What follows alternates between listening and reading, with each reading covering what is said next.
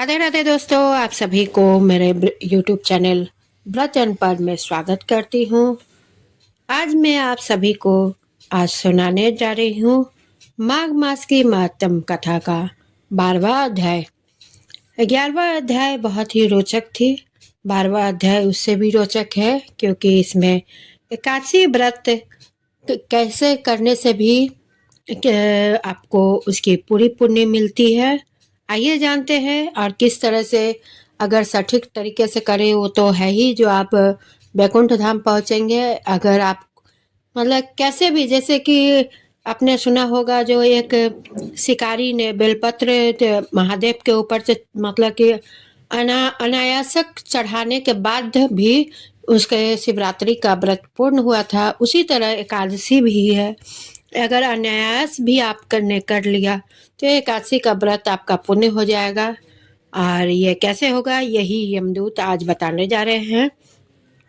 यमदूत कहने लगे कि जो कोई प्रसंगवश भी एकादशी के व्रत को करता है वह दुखों को प्राप्त नहीं होता। मास की दोनों एकादशी भगवान पद्मनाभ के दिन है। जब तक मनुष्य इन दिनों में व्रत नहीं करता उसके शरीर में पाप बने रहते हैं। हजारों अश्वमेघ सैकड़ों वाजपेयी यज्ञ एकादशी व्रत की सुरभि कला के बराबर भी नहीं है। एकादशी के दिन व्रत करने से 11 इंद्रियों के किए गए सब पाप नष्ट हो जाते हैं। गंगा, गया, काशी, पुष्कर, कुरुक्षेत्र, यमुना, चंद्रभागा कोई भी एकादशी के तुल्य नहीं है।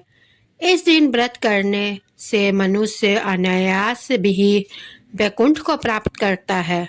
एकादशी को व्रत और रात्रि का जागरण करने से माता पिता और स्त्री के कुल की 10-10 पीढ़ियां उद्धार हो पाती है और वह पीताम्बरी धारी होकर भगवान के निकट रहते हैं। बाल, युवा और वृद्ध सब तथा पापी भी व्रत करने से नरक में नहीं जाते। यमदूत कहते हैं कि हे वैश्य, मैं सूक्ष्म में तुमसे नरक से बचने का धर्म कहता हूँ। मन, कर्म और वचन से प्राणी मात्र का द्रोह ना करना, इंद्रियों को वश में रखना, दान देना, भगवान की सेवा करना, नियम पूर्वक वर्णाश्रम धर्म का पालन करना, इन कर्मों के करने से मनुष्य नरक से बचता रहता है।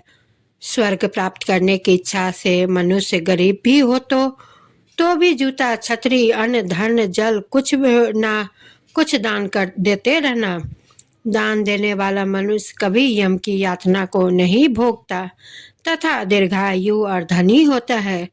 बहुत कहने से ही क्या, अधर्म से ही मनुष्य बुरी गति को प्राप्त होता है।